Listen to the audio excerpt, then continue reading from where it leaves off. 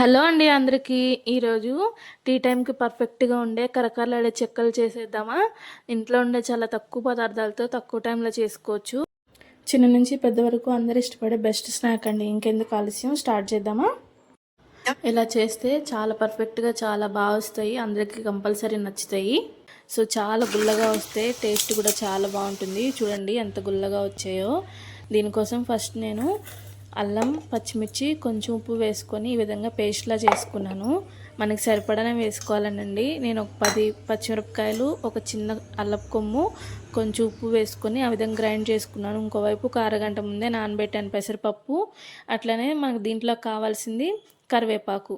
అవన్నీ రెడీగా పెట్టేసుకొని పిండి జల్లించుకొని దాంట్లో ఫస్ట్ సాల్ట్ వేసేసుకొని జీలకర్ర కూడా యాడ్ చేసుకోవాలి.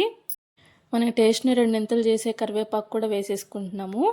కరివేపాకు వేసేసాక ఒక హాఫ్ అన్ అవర్ ముందే నానబెట్టానని చెప్పాను కదా పెసరపప్పు, అది నీట్గా క్లీన్ చేసేసుకొని ఈ విధంగా వేసేసుకోవాలి. అవి పంటికి తగులుతూ ఉంటే చాలా బాగుంటుంది. దీనివల్ల శనగపప్పు కూడా వేసుకోవచ్చు, కానీ నాకు టైం ఎక్కువ లేదని చెప్పేసి ఇవి తీసుకున్నాను. టేస్ట్ మాత్రం చాలా అంటే చాలా బాగుంటుందండి. ఇప్పుడు దీంట్లో మనం ఆల్రెడీ మిక్సీ ఆడించుకున్నాం కదా పచ్చిమిరపకాయలు, అల్లం వేసిన పేస్ట్, అది వేసేస్తున్నాను. అయితే సాల్ట్ అయితే ఫస్ట్ ఎక్కువ వేసుకోవద్దు, ఎందుకంటే అల్లం పచ్చిమిరపకాయల పేస్ట్లో కూడా సాల్ట్ వేసాను.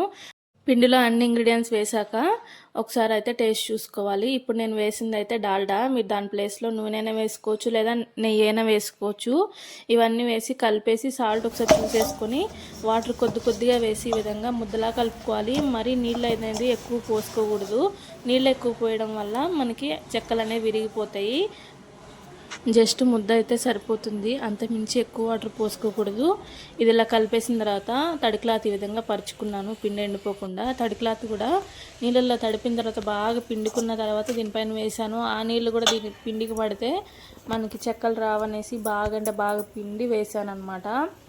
అది కూడా పిండి అనేది ఎలారిపోకుండా ఇప్పుడు పూరి ప్లస్ మీద పెట్టేసి ఈ విధంగా ఒత్తుకుంటున్నాను నేను. మీకు ఒప్పుకుంటే చేత్తోనైనా చేసుకోవచ్చు.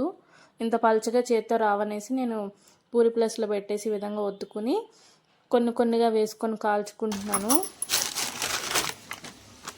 ఈ పిండి రెడీ అయిపోగానే ఆయిల్ అయితే పొయ్యి మీద పెట్టాలి, ఎందుకంటే బాగా హీట్ అయితేనే చెక్కలు వేయంగానే పొంగుతాయి. ఇప్పుడు నేను వేస్తున్నా చూడండి, ఈ చెక్క వేయంగానే ఏ విధంగా పైకి వస్తుందో ఆ విధంగా కాగాలి నూనె అయితే. తర్వాత కొంచెం హీట్ తగ్గినా పర్వాలేదు. బియ్యం గిన్నెకి తీసుకెళ్ళినప్పుడు వాళ్ళని అడగాలి ముందు ఆల్రెడీ ఏమైనా వేసారా, రాగులు కానీ లేకపోతే గోధుమలు కానీ ఇలాంటివి ఏమైనా వేసారా అని అడగాలి.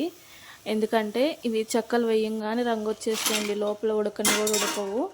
అది ఫస్ట్ అయితే అడిగి తెలుసుకున్న తర్వాత మనం బియ్యం పట్టించుకోవాలి. ఇక పిండి కూడా బాగా మెత్తగా ఆడించుకోవాలి. వాళ్ళకి 1-2 సార్లు చెప్పి చేపించుకోవాలి. లేకపోతే మనకి బరకగా ఉండి విరిగిపోతుంటాయి ఎక్కువ పర్సెంట్ చెక్కలు. ఈ విధంగా మనం ఒత్తినప్పుడు మంచిగా రావు. సో ఈ రెండు అయితే కంపల్సరీ అడగండి. స్నాక్స్ మనం ఈ విధంగా ఇంట్లోనే ప్రిపేర్ చేసుకుంటే వేలకు వేలు పెట్టి బయట కొనక్కర్లేదు. ఇంకా మనకి ఇంట్లో మంచి నూనెతో చేసుకుంటాం కాబట్టి హెల్దీ కూడా. సో కంపల్సరీ అందరూ ఎంజాయ్ చేస్తారు, చిన్నపిల్లల నుంచి పెద్దవాళ్ళ వరకు.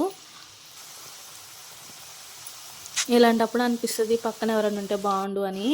అదే పల్లెటూరులో అయితే అమ్మమ్మలో లేకపోతే పిన్నమ్మలో ఎవరో ఒకళ్ళు వస్తారు, వచ్చి మనం చేసుకునే దానికన్నా వాళ్ళే మనకి ఎక్కువ ఎదురు చేసి పెడతారు. కానీ సిటీల్లో ఉంటే మనమే చేసుకోవాలి, తప్పదు కదా.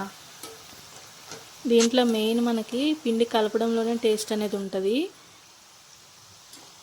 ఈ పిండి కలపడం ప్లస్ పిండి పట్టించుకునే విధానం కూడా, ఈ రెండే మన టేస్ట్ని డిసైడ్ చేస్తాయి. కంపల్సరీ ఈ విధంగా ట్రై చేయండి, ఎలా వచ్చిందో కమెంట్ చేయండి, ఓకేనా. ప్లీజ్ అండి నా వీడియో లైక్ చేయండి, షేర్ చేయండి, సబ్స్క్రైబ్ చేసుకోండి. ఈవినింగ్ టీ టైంలో స్నాక్ లాగా పనికొస్తుంది. అట్లానే మనం భోజనం చేస్తున్నప్పుడు కూడా చారు లాంటివి చేసుకున్నప్పుడు హ్యాపీగా పక్కన పెట్టుకొని తినేసేయచ్చు అంచుకి. చాలా అంటే చాలా బాగుంటాయి. ప్లీజ్ అండి మీరు చేసే ఒక లైక్తో ఇంకొంతమందికి నా వీడియో అనేది షేర్ అవుతుంది. ప్లీజ్ తప్పకుండా లైక్ చేయండి. థ్యాంక్ యూ ఫర్ వాచింగ్ అండి. మరిన్ని మంచి వంట వీడియోస్తో మీ ముందుకు వస్తూ ఉంటాను. థ్యాంక్ యూ సో మచ్ అండి. Bye bye.